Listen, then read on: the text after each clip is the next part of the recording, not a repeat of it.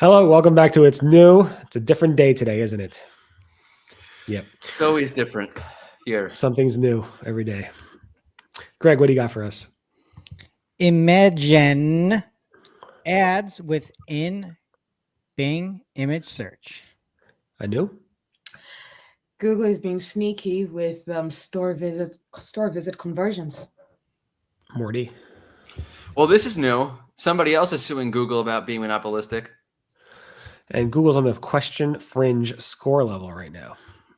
All right, Greg, whenever you're ready. I am always ready, Barry. And let's get right into it because Frank Santman had seen kind of, at least new to me. I honestly, just to be candid with you, I don't use Bing image search a lot. Like probably one of the last places I look. I used to a lot. Wait, how did you find that hat without using Bing image search? I use Google image search. That's how. But there's an example that Frank had where there are what would look like kind of standard PLA product listing ads or shopping ads at the top in what looks like a gray bar. The sponsored for this is all the way over onto the right, which is kind of a little bit sus, I would say, but great, I guess, for people that are looking for ad clicks. And then the other thing is there are ads sprinkled within each, like within the images. And you can kind of tell where there's an ad because there's a price along with it. So I'd assume these are all shopping ads or some sort of Performance Max ad that is run by Microsoft Advertising. And there's a little teeny ad unit in the upper right that just says ad. It's black text over white.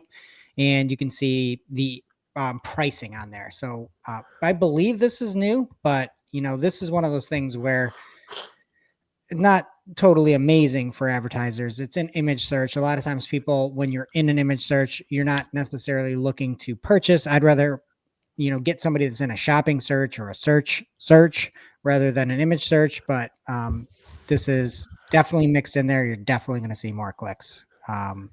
If this is rolled out and Barry, you had said it seems like it's a test. It definitely seems like a test. I don't see this in search, but I see this in image search. It would be nice. I mean, I do see them in search also, but I like to say search because it's fun to say search. But no, this is a test.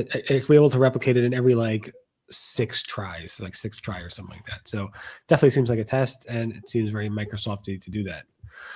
But Microsoft's not the only company that seems to be sparking some concerns. Is that for me? Yes. No, Google are always sparking concerns. Like it's like every day another concern, every day another lawsuit. Like what's new there, really? But this time we've got Kim Peterson, who wrote this out in Danish, and then we had Adrian Decker who translated to us in English, saying that store visits. They've received a message from email from Google saying that, store visits makes a lot of sense, and we've therefore set them up for you unless you actively opt out, and suggesting a value of 1,500 Danish currency, which actually translates to about $220 actually. And and so for them, that means spends will rise significantly, performance will look great, but may not actually be what the actual value is. So then customers might discover that performance has not really kept up. And so it's something that, to look out for. It was an email that was sent, something you could opt out for. So several people might be getting this or not. So look out for that in your inbox.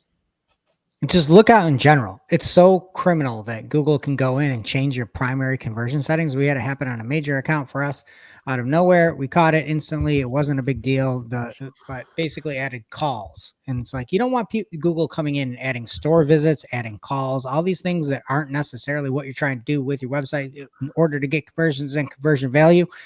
Thank goodness from the call side, the conversion value is set to 1, so it didn't impact anything for shopping, and caught it instantly. But it's just like, stop messing with our stuff. Like, we know what we're doing. I don't need you to add your stupid store visits here. I'm fine. Thanks. Ooh, okay. Wow. Greg, calm down a little bit. Well, Greg, what upsets me almost as much, probably not as much, but almost as much, is how many people I know in the corporate world that do not check their emails like for weeks. don't know if you meet people like that. They get you send them an email, they don't respond. They Did just you like, send me I don't check email. No, not you. Oh, Maybe it's you, but you respond to my emails. So I do. can we name names? I have people. there's a lot of Yeah, people. name It's names. weird. Marty, It go. just name shows you it's more Barry important. Schwartz. I Hooah! respond. I respond love to the Al everybody's emails. Pacino thing, Barry, by the way. I respond to Hooah. emails like it's text messaging. You do. Anyway, He Yeah. does. Yeah, Barry does for sure. And DMs too. yes, but again, this is just you have to check your emails because Google's going to send you an email and assume like you read it, and if you don't, it's going to cost you a fortune of money. But you they have don't to hire- always send emails. That's the problem. Sometimes they have like a little like alert in the dialogue, maybe, or sometimes you just do things without telling you. Yep. That seems like they should be sued. I Oh, agree. Let's start it up. If you want to jump on a lawsuit, let me know. No, I'm just joking. So, well, we're suing Google for emailing us too much because I'll be on board on that. Or just wait, No, you not can sue now. Google for that? We want more emails on it. you was just want trying more to- emails. Yes. How about WhatsApp messages? Because I think they were doing like Oh, no, please not. They're applying for they'll be telling you about alerts through WhatsApp. Should we No send more them your Slack. I don't that have as well? WhatsApp. WhatsApp. I'm too old for that. You don't look too Okay. old. The whole white hat, white shirt. You look very hip. And you can't see your Thank you. tips. You can't see your what are it, blonde tips. What do you call them? Frosted tips. I got Frosted a chain. tips. I don't even know who I am anymore. What Oh, is wow. going on here? You should join Backstreet Boys. Seriously. Let's go. Thank Meet me at you. the Sphere, baby. All right, I had a transition in there at some point, but it kind of got lost. So It's all right. really good.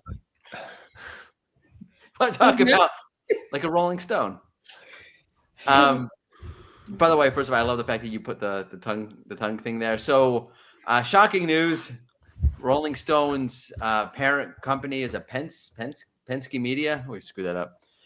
They are suing Google for utilizing their content in its AI properties, such as AI overviews. This comes as Rolling Stone's entire business model has completely fallen off a tank for years, to the point where they stopped printing magazines about the Rolling Stones and started writing about best refrigerators.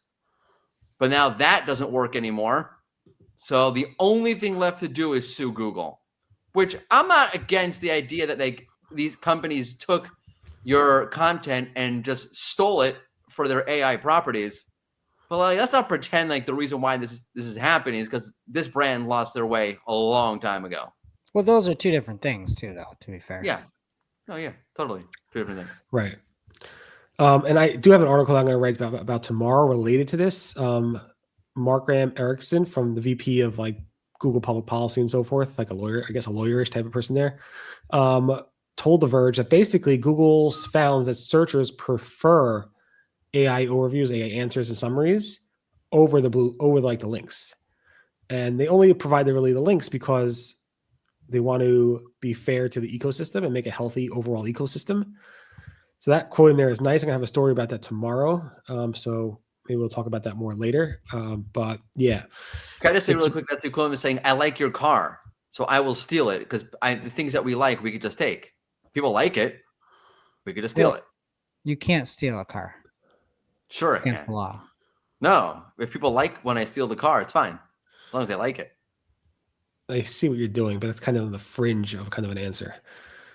Yeah, and I would just say, like, Jason Kint, Barry, you had some of his tweets in that article, who I feel like is really dialed into the stuff, had called this a very smart and I forget what he said, like intellectually firm lawsuit. So I would check that out if you want more like actual insight into it.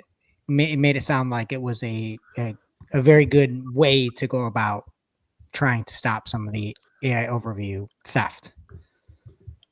Just like you try to stop the theft of vehicles. Same thing. You would think. I'm trying to find the answer. Anyway, I don't moving know. on. I mean, maybe you just get a club and you put that in your car. Remember those club things? Oh, those are Oh, cool. But you could those add are that. great. You could add that to your website. But then, like Jason Kim pointed out in the article, you won't be in search. So you can't drive your car if you have a club on it ever. I never understood. Like, could you just take the car and just like, it's just like it's No, you have harder to take off the steering steer. wheel. People would take off the steering wheel and then put a wrench on it to drive it. Barry knows. People Sounds with like hats. Barry. Have you done this before? No, but people Experience like helps. who dress like Greg would do that. No offense to people who dress like Greg, but Wow. Wow. Anyway, talking about being dressed nicely, I have this picture of this cute Google robot dressed in fringes for my next story. And it was Mark Williams Cook, who basically won a big bounty a year ago from Google for finding some type of exploit in terms of finding like internal data and so forth. He found one more little tidbit in that big exploit called question fringe score. And it basically gives you some type of score on a type of question. And the question is, what does question fringe score mean? And nobody really knows. Mark's theory is that it would likely be estimating how far a query, especially a question, sits on the fringe of Google's known entity knowledge panels and so forth. But some other people have other ideas on what it might mean. So hopefully you guys score well with this fringe score in Google. Otherwise, you might not rank at all. No, I'm joking. This is not, I don't think it has anything to do with ranking, but it's around the question understanding parameter. But we don't know. I just wanted to make a graphic with a robot wearing fringes in different colors. That was the only purpose of this article at all. I also feel Well, like now we know it gets your attention. I feel like most of Morty's questions fall on the outskirts of this fringe score. You know, like Al Pacino. Blah, blah, blah. Do you remember when Richard Nixon was in office? Oh, because I started out talking about the Oriole and Daryl Strawberry before this. Also, Barry, can we talk quick about your new avatar that you put out on Twitter? Sure. Wait, what? Fuck. It was What? just perfection. Yeah, we all rushed to Twitter. It's not an avatar. It's a I persona. retweeted it. It was my last tweet, Morty, if you want to go find it. Just yeah, absolute perfection. If you could put it up on this YouTube channel, just so everybody can see little digital Barry, I would love to see Morty's reaction live to this. What in God's goodness? I could share it. Hold on. Wait, don't It's look. like in don't- memoriam. Hold on. Yeah. I'm gonna, Yeah, but it's like you're disappearing. It's like let literally me, you put a capture of Barry disappearing into It's like one of those things, like Let in me a share wall, my like screen somewhere, here so like of the everybody- CIA. They have like I'm you know, gonna like share- Let Barry guys. share. Ghost Oh my God. noises.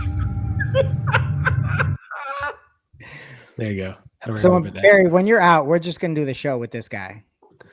Yeah, but Yes. because this is not Barry. This is literally like Barry. Ghost noises. It's like a drum Credit to board. Marie Haynes, who took that into Grok or something and made it talk and made it live. Anyway, back tomorrow with more if we're around after seeing that disturbing everybody. We probably lost like 100 subscribers right there. Bye.